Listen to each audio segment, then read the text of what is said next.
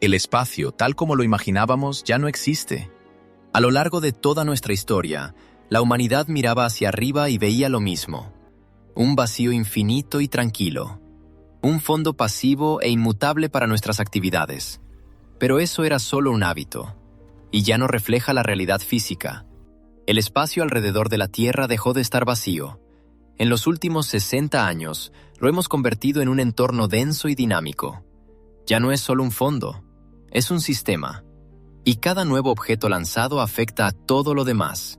La órbita es un lugar que acumula las consecuencias de nuestras acciones, y esa acumulación cambia lenta pero irreversiblemente al propio sistema. ¿Cómo llegamos a que el espacio más vasto que podemos imaginar se convirtiera en algo estrecho?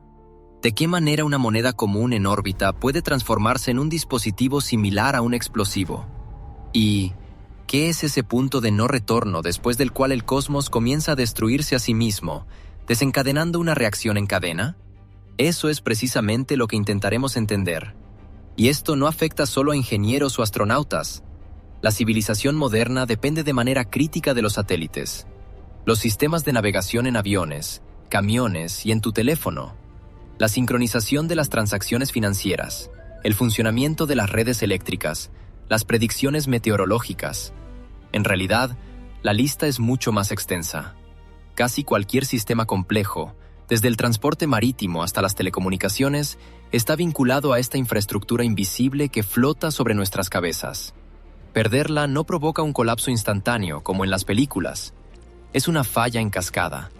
Primero errores en la navegación, luego retrasos en las comunicaciones, problemas en la logística. Una degradación lenta y sistemática de todo aquello a lo que estamos acostumbrados.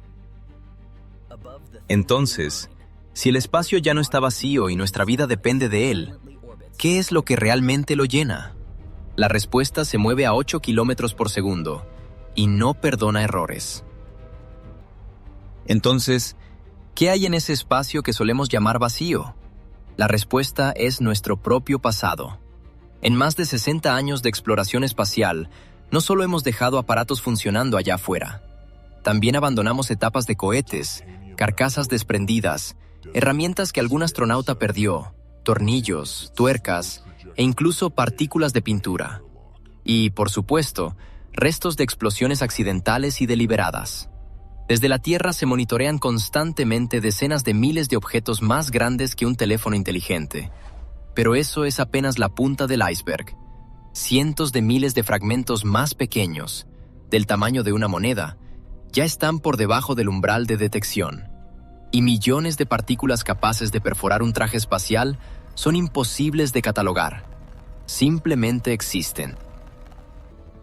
Y todo esto, tanto los satélites como los desechos, se mueve a una velocidad increíble.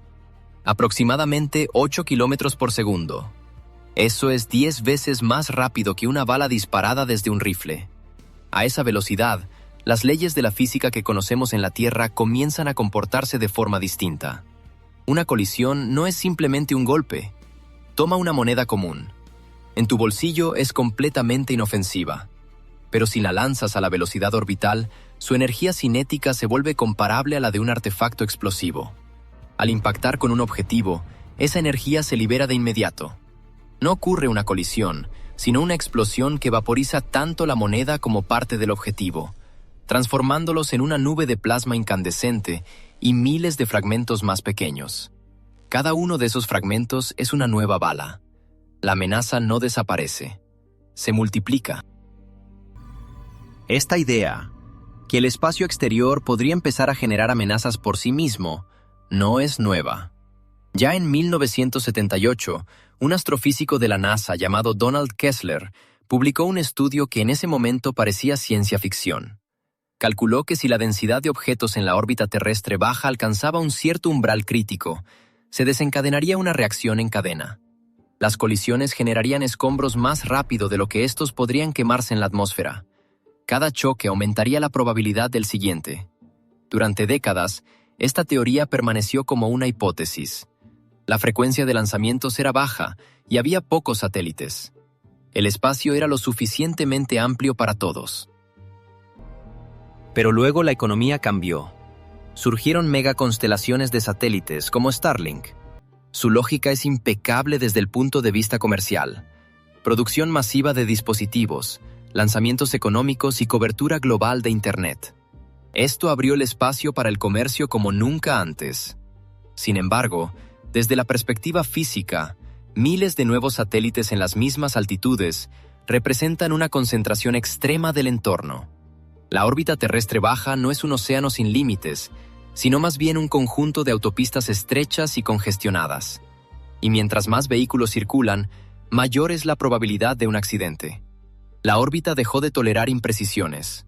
Ahora exige vigilancia constante, coordinación activa y el manejo de enormes volúmenes de datos. Esta es la prueba de que el sistema ya está funcionando al límite.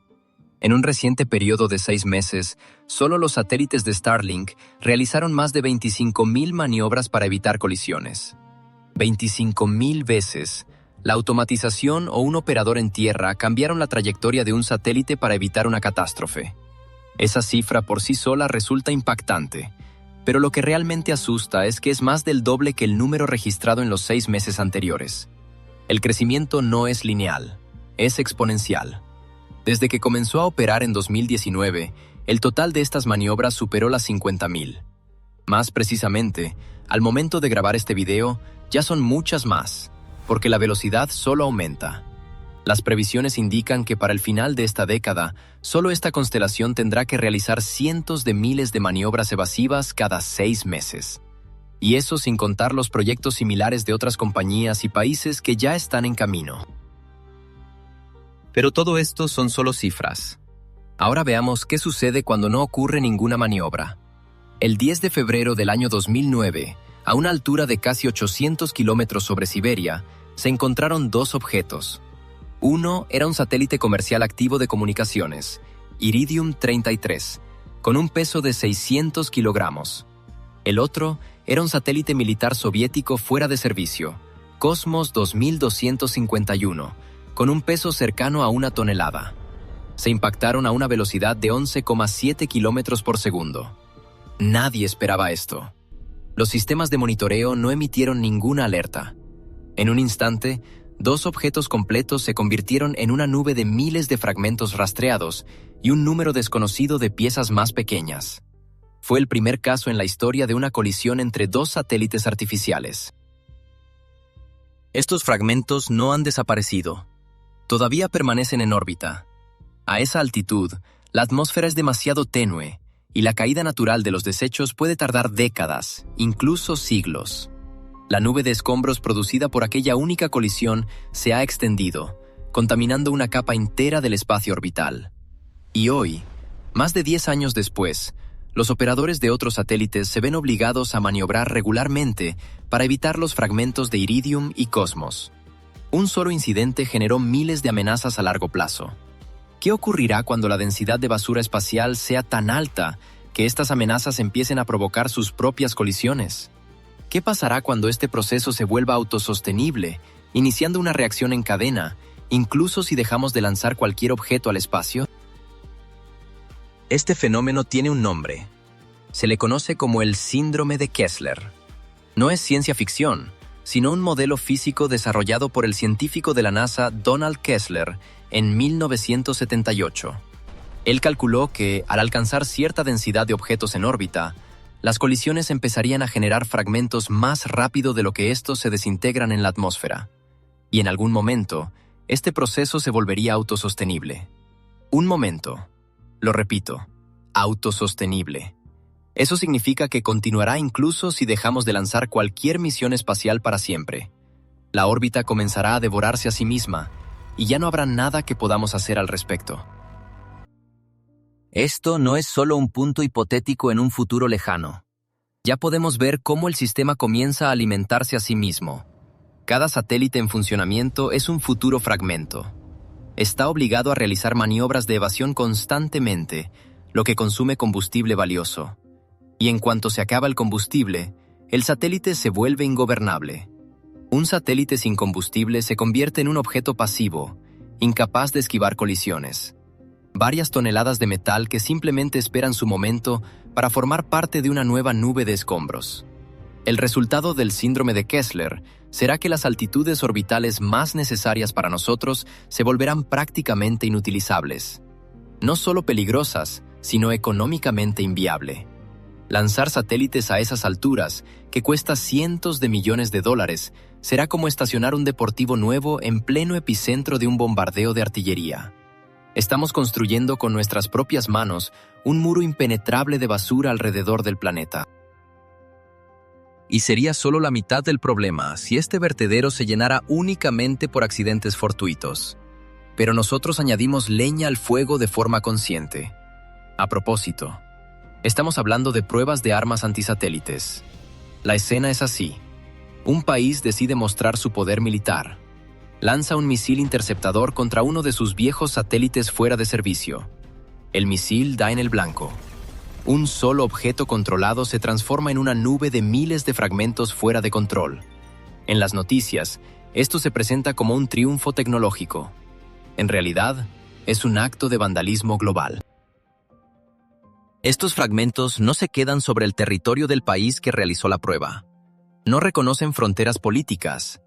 Las leyes de la física los dispersan de inmediato en trayectorias orbitales globales, creando una amenaza para todos los satélites a esa altura. Estadounidenses, europeos, chinos, privados. Para todos. Y estos peligros persisten durante años. Más precisamente, durante décadas y en órbitas altas, incluso siglos. Un solo lanzamiento exitoso puede contaminar toda una capa del espacio por la vida de toda una generación. Entonces, ¿qué hacemos para detener esto? Existen soluciones. En el papel, hay recomendaciones internacionales que indican que los satélites deben ser retirados de la órbita en un plazo de 25 años después de terminar su misión. Se están desarrollando tecnologías de limpieza activa de desechos. Satélites recolectores con redes, arpones y dispositivos robóticos de agarre. Todo esto suena alentador. Da la impresión de que el problema está bajo control. Pero eso es una ilusión. Y aquí está la razón. Casi todas esas medidas siguen siendo voluntarias. Son recomendaciones, no leyes. No existe ningún organismo internacional que pueda obligar a un país o a una empresa a hacerse cargo de sus desechos. Limpiar la basura espacial es extremadamente costoso y nadie quiere asumir ese gasto.